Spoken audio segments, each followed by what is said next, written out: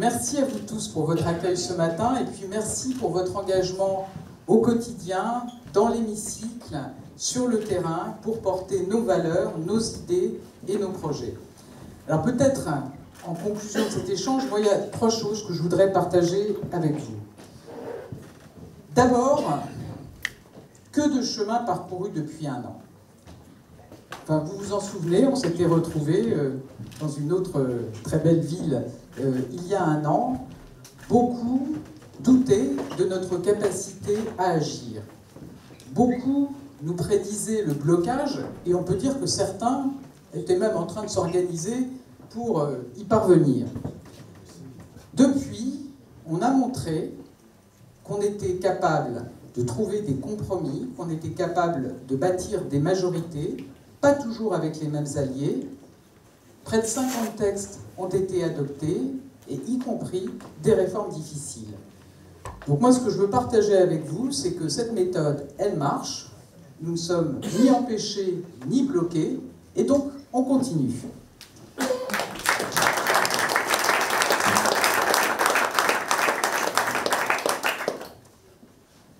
Mon deuxième message, c'est aussi de dire que notre action, on vient d'en parler, elle porte ses fruits.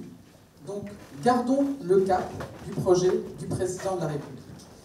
La session va s'ouvrir dans quelques semaines et elle sera l'occasion d'examiner beaucoup de textes qui illustrent les priorités de notre action. Donc, vous avez dit, on va démarrer par le texte plein emploi. Je pense que ça reste un objectif majeur pour nous. On peut se dire que le chômage a baissé de 2 points depuis 2017.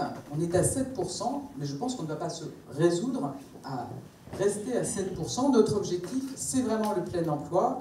Et puis je le disais, ce n'est pas simplement avoir un emploi, c'est aussi avoir un bon emploi. Et ce sera l'objet de la conférence sociale. On va continuer, vous l'aurez compris, à avancer sur la transition écologique. Peut-être dans le programme parlementaire, il y aura la commission mixte paritaire sur le texte Industrie verte. Moi, je suis confiante dans notre capacité à trouver un accord avec le Sénat sur ce sujet pour qu'on puisse rapidement avoir ces outils pour accélérer notre réindustrialisation. C'est aussi un point majeur de notre action depuis 2017. 100 000 emplois industriels créés, recréés dans notre pays. Donc il faut qu'on ait tous les outils pour avancer sur ces sujets. Évidemment, dans le champ régalien, on va continuer à agir. On a la commission mixte paritaire sur les projets de loi justice. On a enfin, depuis 2017, redonné des moyens à notre justice. C'est 40% de moyens supplémentaires, mais on doit aller plus loin. Et c'est bien l'objet de ces textes sur lesquels j'espère qu'on va déboucher rapidement avec 10 000 postes supplémentaires pour le ministère de la Justice. Évidemment, dans ce champ, l'ordre public, j'évoque aussi la régulation de l'espace numérique portée par Jean-Noël. Je pense que c'est un enjeu majeur, on l'a encore vu dans les émeutes de juillet, la régulation des réseaux sociaux, c'est fondamental. Le principe du texte que tu portes, cher Jean-Noël, il est simple. Tout ce qui est interdit dans l'espace physique doit être interdit dans l'espace numérique. Donc, je n'ai pas de doute que les députés seront en soutien enthousiaste sur ce projet.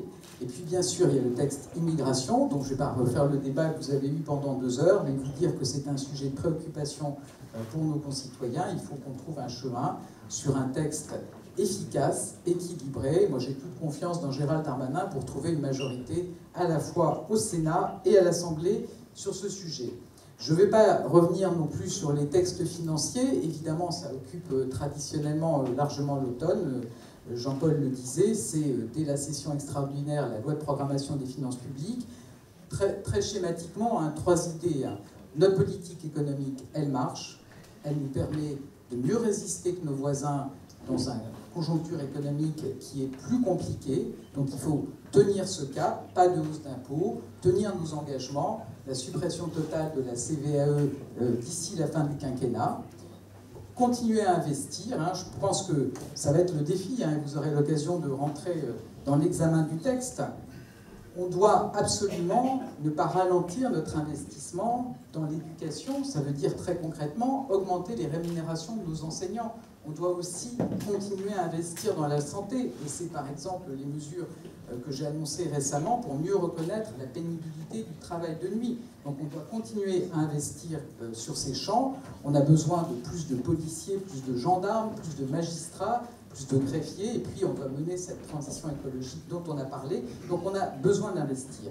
Et dans le même temps, effectivement, c'est un budget de responsabilité.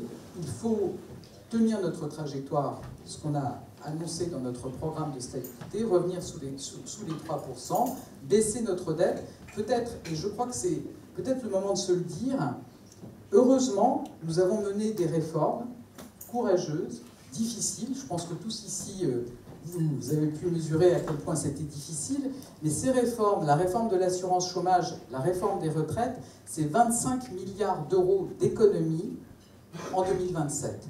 Donc ça nous donne aussi l'oxygène pour avancer. Et puis, je le disais, on aura à sortir des dispositifs exceptionnels de soutien mis en place face aux crises. Dernier message peut-être, et c'est aussi une des conditions de notre succès, nous avons besoin d'unité. Je pense que notre majorité, elle est forte de ces trois composantes, vous, le MoDem, Horizon et Renaissance. Et ensemble, on forme un bloc central qui a montré qu'il savait rassembler autour de lui, qui a montré qu'il pouvait trouver des majorités avec les uns et les autres. Et peut-être, j'en profite, cher François, pour dire que toi, tu as été précurseur de ce bloc central. Et tu sais mieux que quiconque que c'est l'unité en son sein qui permet d'avancer, qui permet de l'emporter. Donc l'unité, ça ne veut pas dire nier les différences de sensibilité, et effectivement, il faut que les débats puissent avoir lieu, et moi j'y veillerai évidemment à ce que chaque sensibilité de la majorité soit bien respectée, écoutée, mais je pense que c'est aussi important qu'une fois les débats menés, une fois les décisions prises, on avance ensemble, unis, au service de notre pays et au service des Français.